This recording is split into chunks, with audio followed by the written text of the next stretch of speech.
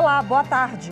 Para evitar o colapso do sistema de saúde por causa da pandemia da Covid-19, o Conselho Nacional de Justiça recomendou a estados, municípios e ao governo federal que utilize leitos de UTI de hospitais privados. Segundo o CNJ, a medida está prevista na Constituição Federal e pode gerar economia aos cofres públicos.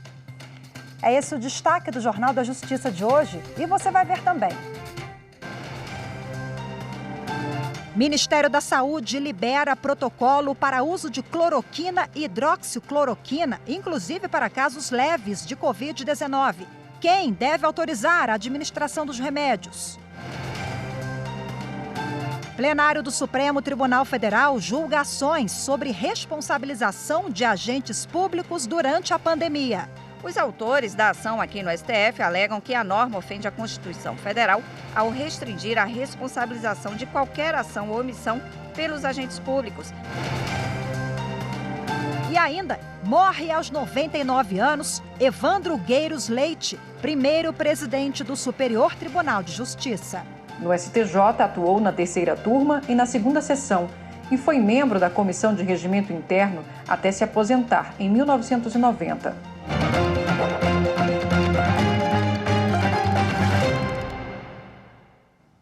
O Ministério da Saúde divulgou nesta quarta-feira o protocolo que libera no SUS o uso da cloroquina e da hidroxicloroquina, inclusive para casos leves de Covid-19.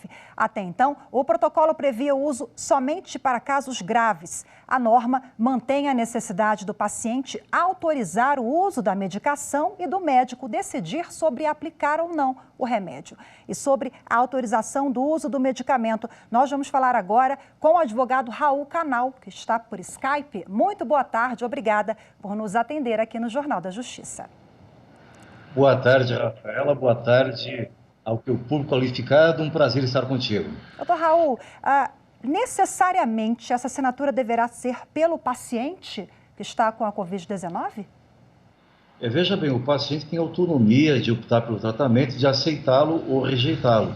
Então, em qualquer circunstância, sempre tem que haver o consentimento do paciente após esclarecidas as consequências, as probabilidades, vantagens, desvantagens, riscos e benefícios. Ele é que decide. E se ele for incapaz, se for um menor ou uma pessoa sem as suas faculdades mentais, aí a família decide por ela. Mas tem que haver a decisão e a opção do paciente ou do seu responsável legal. E essa decisão, claro, ela é documentada, então? É uma assinatura de um termo? Sim, a gente orienta os médicos que tomem o consentimento livre, esclarecido, em documento, ou assinatura por caneta, assinatura presencial, ou até uma assinatura digital, mas ela tem que existir. Doutor Raul, o médico, ele é obrigado a receitar, a indicar a cloroquina e a hidroxicloroquina? Não, o médico tem a soberania clínica, né?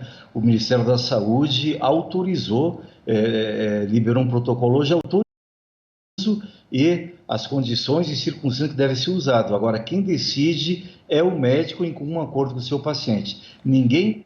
Autoridade nenhuma pode impor ao médico a obrigação de prescrever o medicamento. É autonomia, soberania clínica do médico. Ou seja, se o médico, então, não indicar a substância, o paciente ele poderá recorrer de alguma forma, questionar essa decisão para algum órgão? Olha, o paciente pode pedir ao seu médico que receite, que prescreva esse medicamento. Mas se o médico não tiver segurança clínica, não tiver certeza de que o medicamento é eficaz, o médico pode não receitar. Cabe ao paciente procurar outro médico, outro profissional. Mas nem o paciente pode obrigar o médico a lhe prescrever, certo? O paciente não é obrigado a aceitar, nem o médico é obrigado a prescrever. Agora, na prescrição do médico, qualquer eventual problema ou transtorno aí no uso, no decorrer do tratamento, o médico é responsabilizado ou pelo termo assinado pelo paciente, ele sai ileso de qualquer eventual questionamento no conselho, enfim? Veja bem, o médico ele tem um protocolo do Ministério da Saúde, que é a autoridade máxima, liberando a utilização desse medicamento para essa finalidade. Então, ele está respaldado. Se ele tiver um termo de consentimento do paciente, onde o paciente declara que foi esclarecido, que é um protocolo, que é um teste ainda que não tem eficácia comprovada, o paciente declarou isso, que mesmo assim o paciente quer fazer uso do medicamento, o médico está isento de responsabilidade, porque esclareceu o paciente e o paciente livremente optou por fazer o tratamento. Ok, muitíssimo obrigada mais uma vez pela participação. Conversei com o Dr. Raul Canal, que é especialista nessa área de direito de saúde. Boa tarde, obrigada. Obrigado, boa tarde. E hoje o plenário do Supremo Tribunal Federal deve analisar em sessão por videoconferência 6 ações contra a medida provisória que restringe a possibilidade de responsabilização dos agentes públicos durante a pandemia da Covid-19. O relator é o ministro Luiz Roberto Barroso. A medida provisória foi editada na semana passada pelo governo federal. Ela livra os agentes públicos de punição por falhas durante a pandemia do novo coronavírus. Somente seriam responsabilizados nas esferas civil e administrativa aqueles que se omitirem com intenção ou que cometerem erros grosseiros. 5 partidos políticos e a Associação Brasileira de Imprensa, autores da ação aqui no STF, alegam que a norma pode blindar os agentes públicos. O texto afirma que o mero nexo de causalidade entre a conduta do agente e o resultado danoso não gera responsabilização. A norma considera erro grosseiro, para efeitos de punição, o erro manifesto do próprio agente público que seja evidente e inexcusável, grave por ação ou omissão e elevado grau de negligência, imprudência ou imperícia. E para medir o erro grosseiro, a norma considera várias situações, como a dificuldade enfrentada pelo agente público e complexidade da situação. Os autores da ação aqui no STF alegam que a norma ofende a Constituição Federal ao restringir a responsabilização de qualquer ação ou omissão pelos agentes públicos e por empresas de serviços públicos. Segundo os partidos e a associação, essa isenção de responsabilização pode gerar um grande prejuízo ao erário e à sociedade ao impedir o direito de responsabilizar a administração pública pelos erros. Alegam ainda que a norma inverte a responsabilidade do Estado em momentos de crise e que o governo quer se livrar de deveres e obrigações. E nesta terça-feira, em videoconferência, o presidente do Supremo Tribunal Federal, ministro Dias Toffoli, disse que a falta de coordenação no combate à Covid-19 prejudica a retomada da economia. Quem tem os detalhes é a repórter Fernanda Porto. A reunião com o presidente do STF, ministro Dias Toffoli, e líderes sindicais analisou o desemprego e a precariedade do trabalho em vários segmentos durante e após as medidas de isolamento social em razão do novo coronavírus, além da necessidade de ações para retomar a economia. Durante a videoconferência realizada nesta terça-feira, a principal reclamação dos sindicalistas foi a falta de protocolo de segurança sanitária para a retomada do setor de comércio e serviço. Já o ministro Dias Toffoli ressaltou que as soluções devem ser discutidas no âmbito político e lembrou que nessa época de pandemia, o STF tem tomado decisões para garantir direitos sociais e individuais, sempre respeitando o parlamento. E a Justiça Mineira suspendeu o decreto do município de Brumadinho que impedia o funcionamento da mineradora Vale. O documento do dia 12 de maio determinava a suspensão dos trabalhos por causa da pandemia do novo coronavírus. A mineradora pediu que a norma fosse revista porque considerou a medida uma retaliação do governo, já que a empresa não pagou auxílio emergencial a toda a população da cidade. Uma gravação foi usada como prova no processo. Nela, o prefeito de Brumadinho diz que, abre aspas, vai comprar uma guerra com a Vale, fecha aspas. Para o juiz que analisou o caso, o decreto tem objetivo eleitoral e não de saúde pública. Ainda cabe recurso da decisão. A Justiça autorizou o governo do Distrito Federal a decidir de que forma vai ser feita a reabertura do comércio. O governador Ibanez Rocha recorreu de uma decisão que determinava a volta às atividades de forma escalonada. A decisão de permitir ao governador do Distrito Federal escolher a forma e os prazos como o comércio e serviços vão voltar a funcionar foi do juiz federal Roberto Carlos de Oliveira, do TRF da Primeira Região. Ao analisar o recurso do governo, o juiz entendeu que cabe ao Poder Executivo decidir sobre o assunto e citou um julgamento realizado no mês passado no Supremo Tribunal Federal. o STF determinou que estados, Distrito Federal e municípios possam adotar as medidas de prevenção e combate ao coronavírus, o que inclui a possibilidade de decidir sobre a restrição e flexibilização de atividades econômicas. A decisão anterior da Justiça Federal estava valendo desde a última segunda-feira. Lojas de roupas, calçados, extintores e o setor de corte e costura já estavam reabertos. Em 15 dias, outros setores também iriam retomar as atividades. Para o juiz que analisou o recurso do governador Ibanez Rocha, ao estabelecer a forma de retomada do comércio, a decisão judicial violou a separação de poderes. Após a determinação da Justiça, o governo do Distrito Federal ainda não informou quais os próximos setores a reabrir as portas. E você vai ver no próximo bloco, nós vamos falar da utilização de leitos nos hospitais para tratamento da Covid-19. Em instantes, continue com a gente. Direitos iguais, né, para as pessoas serem tratadas sem diferença, né, de modo igual para todos também.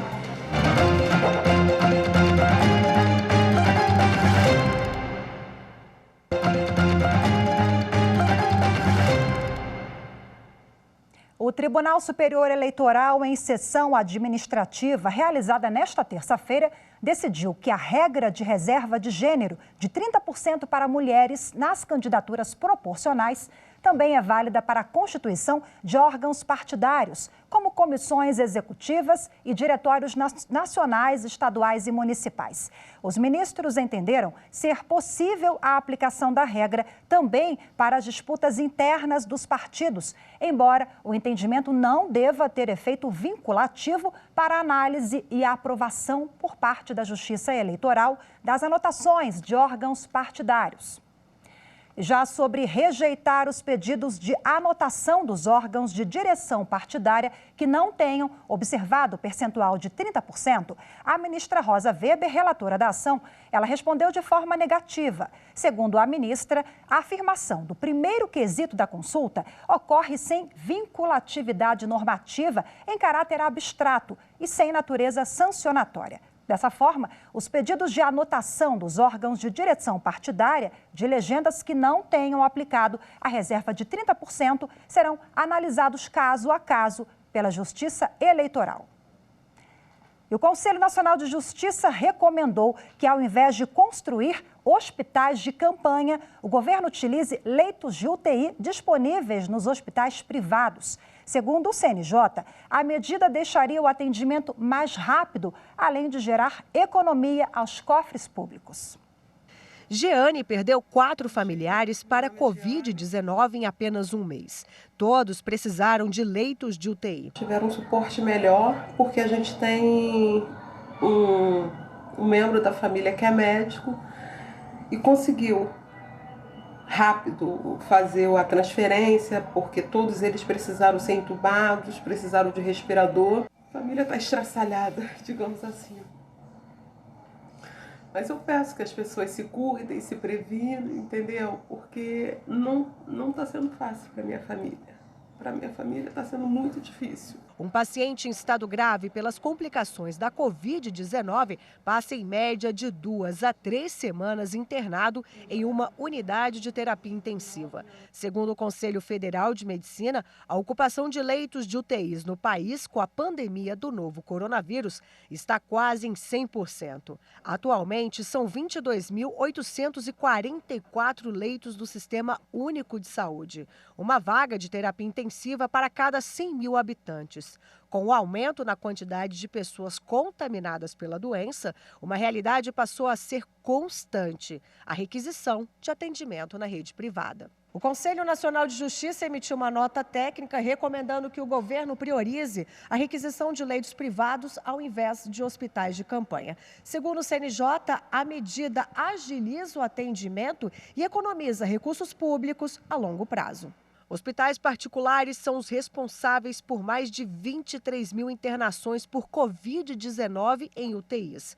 De acordo com a Constituição Federal, União, estados e municípios têm o direito de pedir serviços particulares quando há iminente risco público, como é o estado de calamidade no país. Por enquanto, os processos têm ocorrido administrativamente, sem a necessidade de intervenção judicial. É preciso insistir no planejamento, no diálogo, na gestão de crise. Senão, vamos ter apenas mais judicialização e um prejuízo ainda maior para a população. Pelo último balanço do Ministério da Saúde, o Brasil contabiliza quase 18 mil mortes pelo coronavírus e mais de 271 mil confirmações da doença. São Paulo, Ceará e Rio de Janeiro são os estados com maior número de casos registrados. Bom, e para repercutir o assunto, eu converso agora com o pesquisador do Instituto de Estudos em Saúde Coletiva da Universidade Federal do Rio de Janeiro, Dr. Leonardo Matos. Olá, boa tarde, seja bem-vindo. Boa tarde, Rafaela, boa tarde a todos os espectadores. Doutor Leonardo, qual é o quadro atual das UTIs no Brasil? Olha, a situação atual é bem preocupante, né? Em diversos estados nós já temos uma situação de colapso, né? Ou seja, ponto a partir do qual não é possível mais atender os casos graves porque a demanda é superior à oferta de leitos de UTI.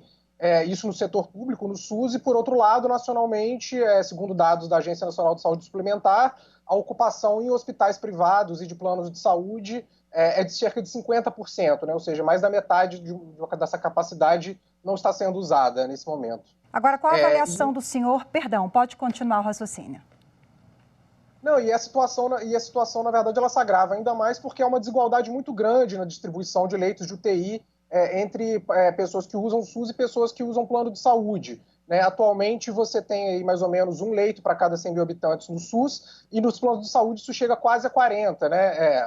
Quase a 4, na verdade. Então, é uma discrepância de 4 vezes. Né? Então, na prática, os clientes de plano de saúde têm uma chance 4 vezes maior de conseguir um leito de UTI do que os pacientes do SUS, o que é absolutamente inadmissível nesse contexto.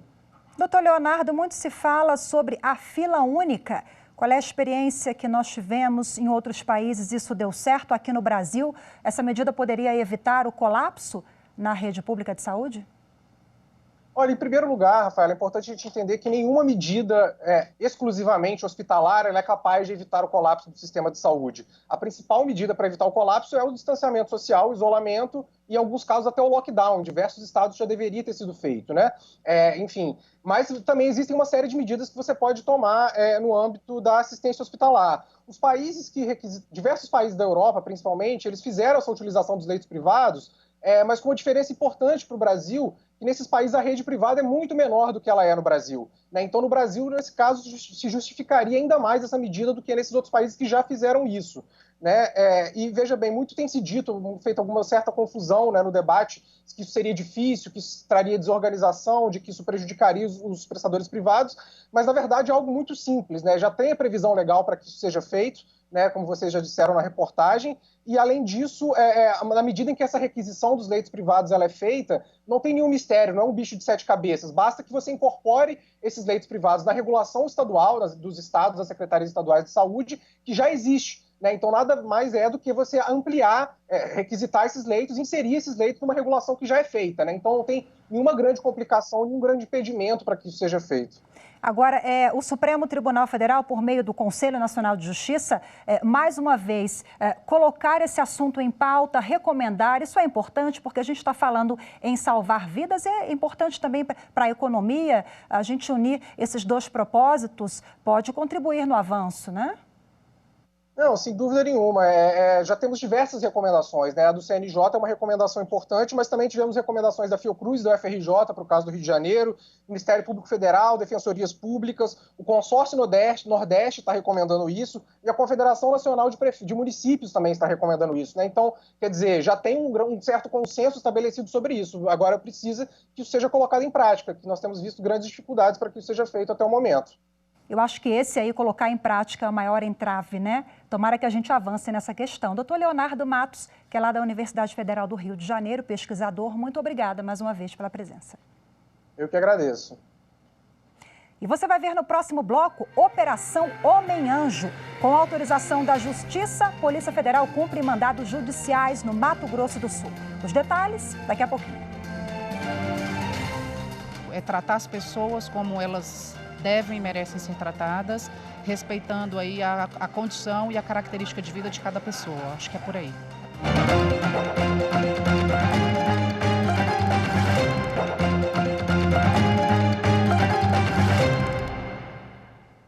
Morreu ontem em Brasília, aos 99 anos, Evandro Gueiros Leite, primeiro presidente do Superior Tribunal de Justiça. O ministro Evandro Gueiros Leite foi ministro do extinto Tribunal Federal de Recursos de 1977 a 1989 e participou na Constituinte do processo para a criação do Superior Tribunal de Justiça. Como a Constituição determinou o aproveitamento dos ministros do TFR na primeira composição do STJ, em abril de 1989, Gueiros Leite assumiu a presidência do STJ, passando a lutar para viabilizar a construção da sede definitiva da Corte. O atual presidente do tribunal, ministro João Otávio de Noronha, declarou que a morte de Gueiros Leite é uma perda irreparável para toda a comunidade jurídica.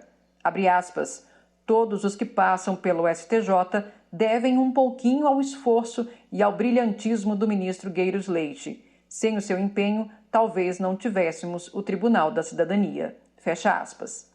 Nascido em Canhotinho, em Pernambuco, no dia 7 de novembro de 1920, Gueiros Leite se formou na Faculdade de Direito do Recife. No STJ, atuou na terceira turma e na segunda sessão e foi membro da Comissão de Regimento Interno até se aposentar em 1990. Evandro Gueiros Leite deixa esposa e filho. A ministra Rosa Weber, do Supremo Tribunal Federal, negou o pedido da União para expropriar terras que pertencem ao estado de Pernambuco, que tinham sido usadas para o plantio de maconha. De acordo com a ministra, o artigo 243 da Constituição Federal, que prevê a expropriação de imóveis em que houver plantio de substâncias psicotrópicas, ela não se aplica a bens públicos. E com a autorização da Justiça, a Polícia Federal cumpre mandados judiciais no Mato Grosso do Sul na Operação Homem-Anjo, que investiga a morte de um militar do Exército durante a ação para coibir o tráfico de drogas na divisa do estado com o Paraná. Desde cedo, os policiais cumprem 5 mandados de prisão e 5 de busca e apreensão na cidade de Itaqueraí, no Mato Grosso do Sul, e Guaíra, no Paraná. Os alvos são suspeitos de integrarem uma organização criminosa de tráfico transnacional de drogas. O grupo também é acusado de dar a ordem para matar o militar do Exército, Daniel Henrique, durante a operação na divisa dos estados no dia 10 de maio. Ele estava em uma embarcação no Rio Paraná com outros 2 colegas quando o barco foi atingido por uma lancha. O corpo do militar só foi encontrado 5 dias depois. E logo mais às 4 horas da tarde, o vice-presidente do Tribunal Superior do Trabalho, o ministro Vieira de Mello Filho, vai participar de uma transmissão ao vivo nos canais do TST e no Instagram para falar sobre os acordos pré-processuais em tempos de crise, de pandemia. Uma das atribuições da vice-presidência do TST é a condução de negociações coletivas entre empresas e empregados por meio de conciliações ou mediações pré-processuais. O ministro vai explicar durante a live como está a atuação da vice-presidência durante a pandemia do novo coronavírus e os canais alternativos para as conciliações em razão da suspensão das atividades presenciais. E vale ressaltar que, no momento atual, em que a pandemia da Covid-19 tem impactos em diversos aspectos das relações de trabalho, os métodos consensuais de resolução de disputas, eles se tornam ainda mais relevantes, porque oferecem uma saída rápida e garantem a segurança jurídica. O vice-presidente do TST também vai responder perguntas dos internautas. Essa live faz parte da programação do mês do trabalho do tribunal.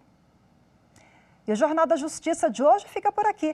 Lembrando que daqui a pouquinho, às 2 horas da tarde, tem sessão plenária por videoconferência, com transmissão, claro, aqui ao vivo pela TV Justiça. Boa tarde para você, obrigada pela companhia.